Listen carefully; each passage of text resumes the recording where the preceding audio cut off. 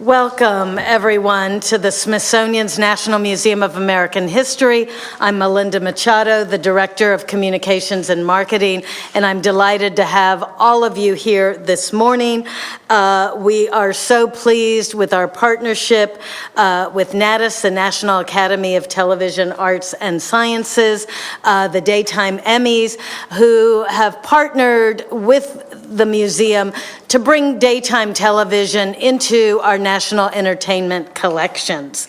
So this is sort of our second official ceremony, and we are thrilled that in the timeline of history, we're contemporaries with Days of Our Lives, as our museum opened in 1964. So we're talking a little bit about that backstage, so to speak. And we are extremely delighted to have back with us Miss Tippi Hedren, a legendary lady of the stage and screen, as we were so honored to have her with us a few years back in Hollywood.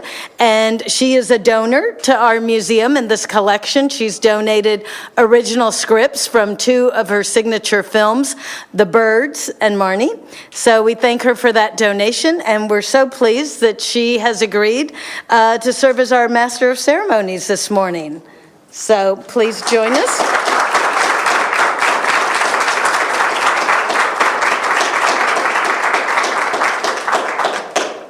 Well, this is such an amazing honor to be here. I'm so in love with the Smithsonian Institute that because of the incredibly beautiful work that they do, and it's saving so much of our history that it's really pretty amazing. And I am so grateful to have been inducted. I can't tell you how many times the first time I said I was indicted into the Smithsonian. And I said, no, you can't say that. You just can't say that. Inducted into the Smithsonian. So I've been practicing that a lot, and but I thought it was rather amusing. But I hope that I will be able to have a few other things inducted into the Smithsonian from my career, and maybe we can discuss that at a later date. We're talking about daytime television, and I think daytime television has had more of an effect on our lives than anything. We as adults watch the different shows. We are entertained. We are given information about what's going on in the world. We learn about relationships, about how to help our children, how to understand medical situations. I mean, there is so much that we learn from daytime television that I think it's pretty awesome. I only had one dealing with one of and in those years it was called the soap opera. Remember when we used to call them soap operas? I do. Anyway, I was asked to go to a meeting with some of the executives at Bold and Beautiful, and I thought, oh wow, this is going to be really awesome. All these glamorous people and glamorous things that go on there. Well, they said, Tippi, this is going to be one series. You will not be on as a regular. It will just be one show. And it involves a young boy who has been incestually molested. Now that's on the Bold and the Beautiful. I was so shocked that because I thought, oh, this is going to be so glamorous and marvelous. And it was just the one show, the one storyline, and it was over. But I took a good look at all of the soap operas during that time. That was in the late 80s, I think. And it was amazing to me to see how much we learned from the soap operas. different relationships that people have, all the life that is in all of the daytime television, that we learn so much from all of that. I'm very, very a strong believer in daytime television because of everything that we are able to learn. And it sort of kind of creeps in on us. It isn't like you're going to school. It's people who have relationships, how they deal with their children.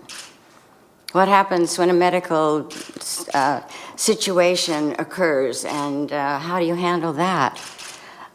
We learned so much that it's a really beautiful thing, I think. My experience with daytime television, I wish had been a little longer. I think I would have enjoyed it. I still see some of the people that were on The Bold and the Beautiful, some of the actors. And because you do form a very strong family, don't you? Yes, I think you do. And that in itself is wonderful. But anyway, I've gone on long enough.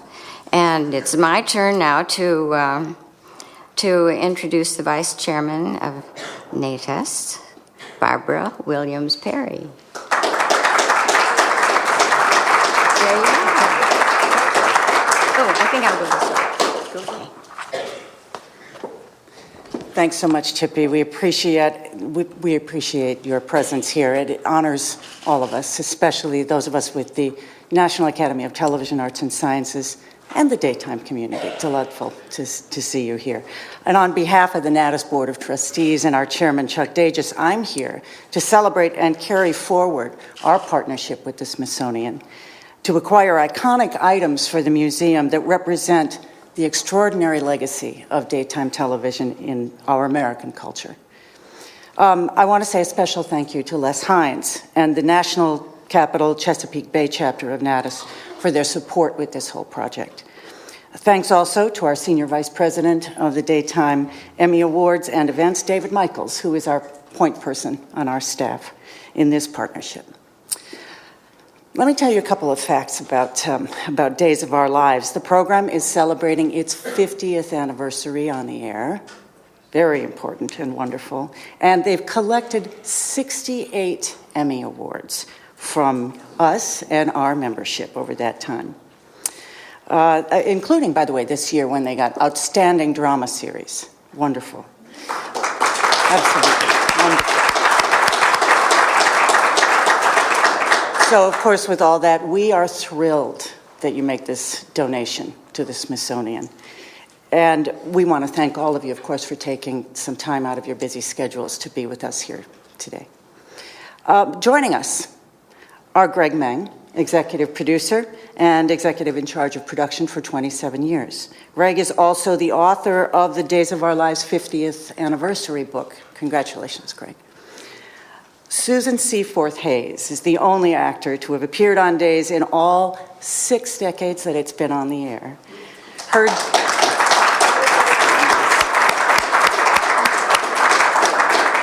As you all know, her Julie makes us cry and makes us laugh with joy. She's wonderful. And finally, over her nearly 40 years on Days, Deidre Hall's Marlena has been possessed. You know, that happens. And this year, 2 different people tried to kill her in 2 different ways. But the fans still love her. And now, on behalf of the National Academy of Television Arts and Sciences, it's an honor for me to introduce to you Greg Meng, Susan Seaforth Hayes, and Deidre Hall.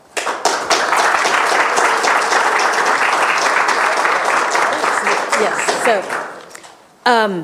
thank you. And I know one of the things we say here at the museum about daytime television is a lot of times topics, as Ms. Hedren was telling us, are introduced in daytime, and you often see them there first before they make it into primetime and family audiences, and the daytime stories often take some risk, as the story you described, in bringing in some of the reality that's happening in our culture, and I think that's part of why we're very attracted to these daytime television stories. And so to bring that forward to you is our entertainment curator, Dwight Blocker Bowers. Please welcome him.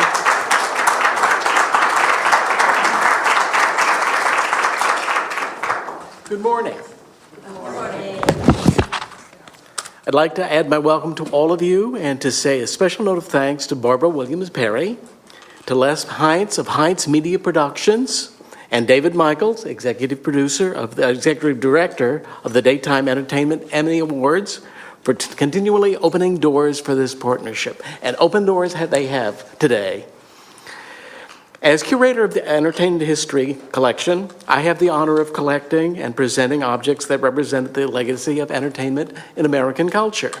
And those objects encompass theater, film, radio, stand-up comedy, and of course, television.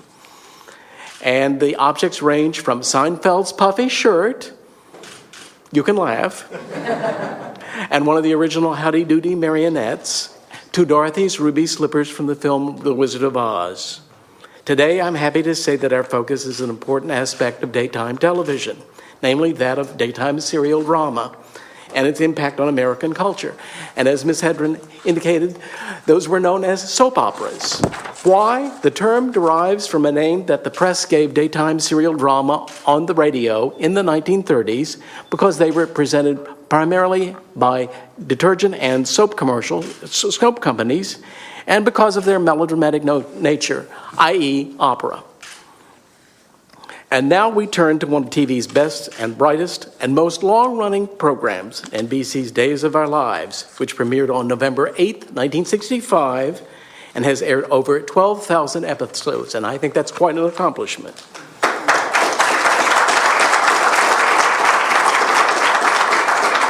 It tells us stories focused around the Horton family and other citizens of Salem, a middle American town. The narratives take the characters through all the storms and the vicissitudes of modern life. Although its plots may vary, Days of Our Lives has the long-standing tradition of annually celebrating Christmas with the hanging of Christmas ornaments at the Horton home, which has been a ritual since 1966. That tradition has remained a constant as the plots and the viewing audiences have grown and regrouped over the years. We're honored today to welcome to the National Collections 4 of the festive Christmas ornaments, each bearing the name of a character from the series. These objects reinforce the importance of family traditions in American life. There's also an annotated script, which I understand is of a possession, a supernatural possession. The script shows us the way that the show has, shall we say, embraced controversial issues in plot lines over the years. To tell us more about the show and the objects themselves, I'd like to introduce the man who served as executive in charge of production on Days of Our Lives for over 17 years, and that's quite an accomplishment too. That is co-executive producer Greg Meng, who has brought with him two of the luminous stars from the show, Deidre Hall and Susan Steeforth Hayes. Please help me welcome Greg Meng.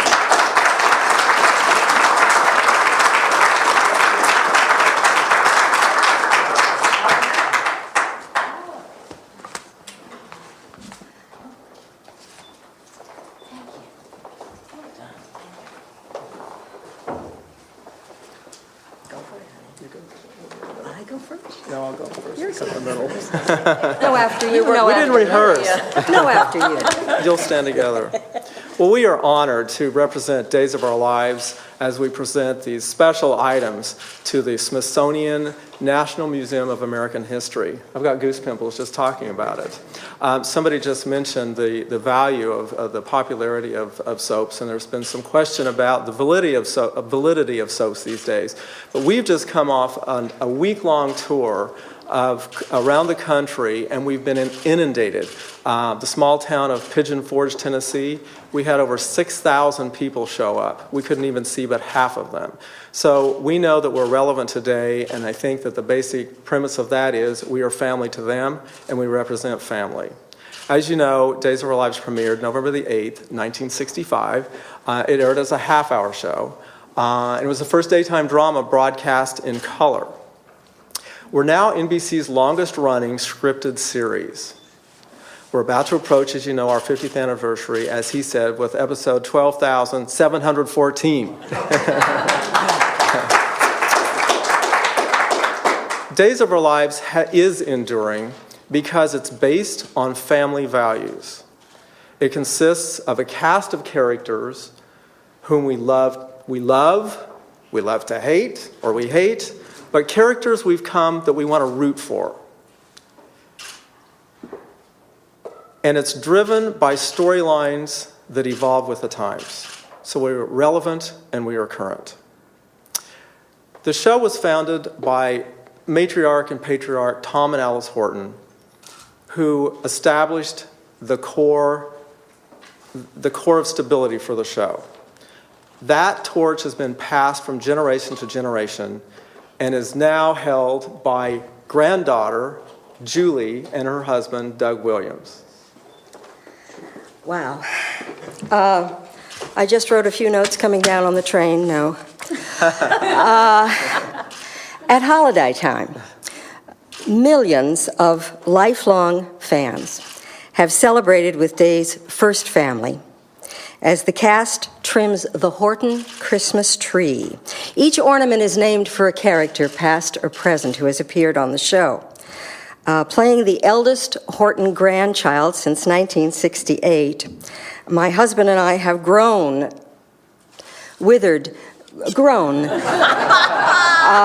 into the roles of grandparents ourselves. Actually, we have 21 great-grandchildren in real life. So it's my honor to place these ornaments. Two of them are named for Addie and Mickey, who play the character of Addie was my mother on the show, and Mickey was my uncle, Mickey Horton, some of the original family. Happy to place these in the treasure chest of American history that the Smithsonian is. Even more precious are the other two ornaments, named for Tom and Alice, our matriarch and patriarch.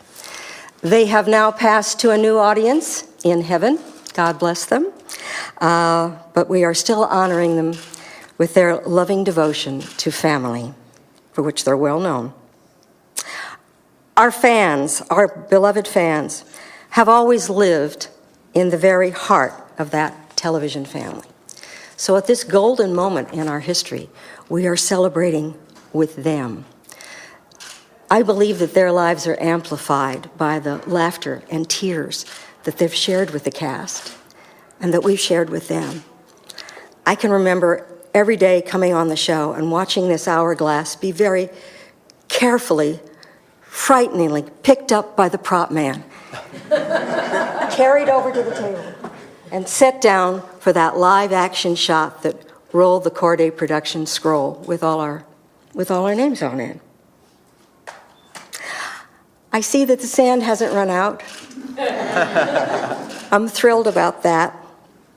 And I want to add to what Greg said, that I think our fans and the cast, and those of you who have just heard about Days as a title a show you never watched, that we have endured because we are enduring.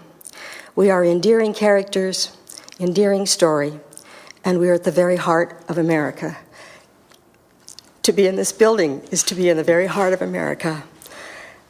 I've never had a greater moment in my life, and I thank you so much for letting me be a part of it.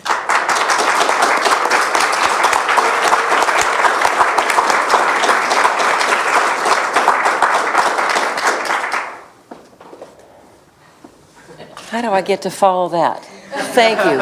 Thank you, member of the Academy. Oh my gosh, listen to you. Susan Hayes. It really is,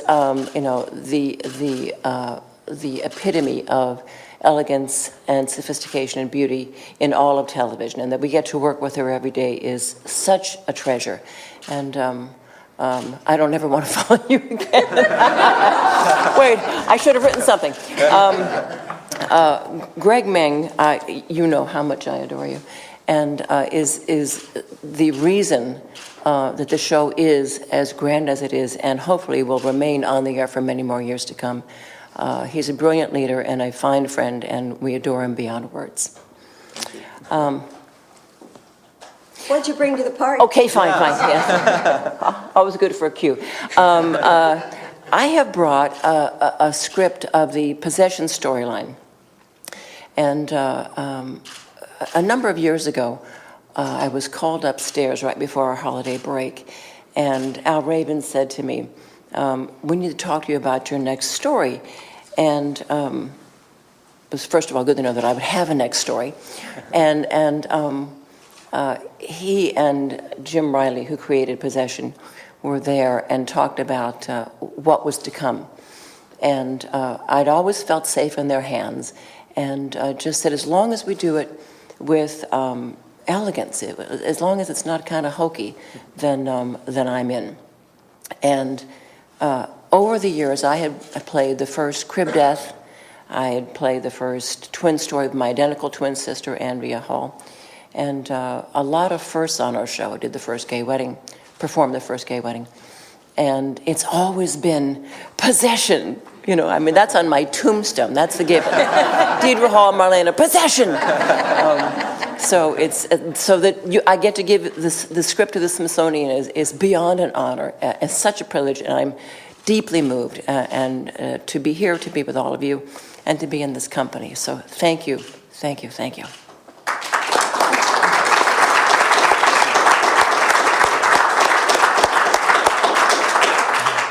Well, we're here to donate these iconic items here. I want to tell you, there's a little secret about the hourglass. I think somebody said something about the sands running out. There's a little trick. These sands will never run out. We've got it, so we're going to be around forever. You can turn it over, whatever. So, yes. You know, there are two famous items connected with the show that are known not only in the United States and have become part of American pop culture, but there are two items that we've talked the world over with people who recognize the show. They are the wonderful, famous words that MacDonald Carey spoke, and we hear every day in the opening of the show, like sands through the hourglass, so are the days of our lives. And then there's the iconic symbol of the hourglass. And we're happy, and by the way, which I said, doesn't run out of sand. But we're happy to pledge the official Days of Our Lives hourglass. This is not it, this is the current one. But we are happy to pledge, gift from Ken Corday, the official Days of Our Lives hourglass at a date to be determined by the Smithsonian to be part of their permanent collection. And that is very exciting. So fans and the family of fans we have will forever know that it's protected. Thank you.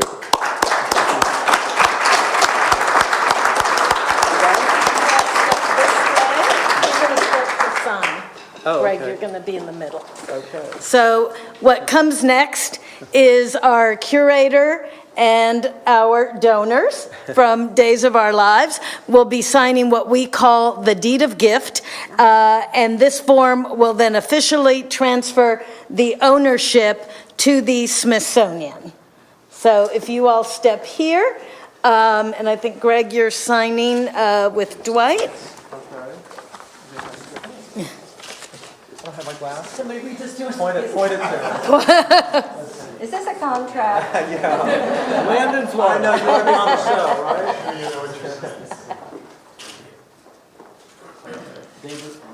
Okay. What is today? November 4th? Yes. 4. 11. 4. 6.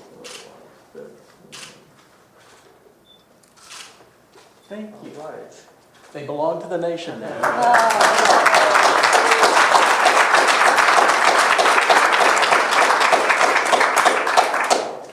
Thank you. Thank you. So for our media and our guests, we're going to do a couple of photos for the museum's records, and then we do have places set up for those of you who have requested interviews, and at noon there will be a 50th anniversary book signing just outside of our Warner Brothers Theater, which is here on our first floor near the exit. So if you would allow for us to do some photos, and then we'll be right with the press for the interviews. Thank you. So I think if Against you the will wall. just. Line up against the wall. Yes, but very carefully to not.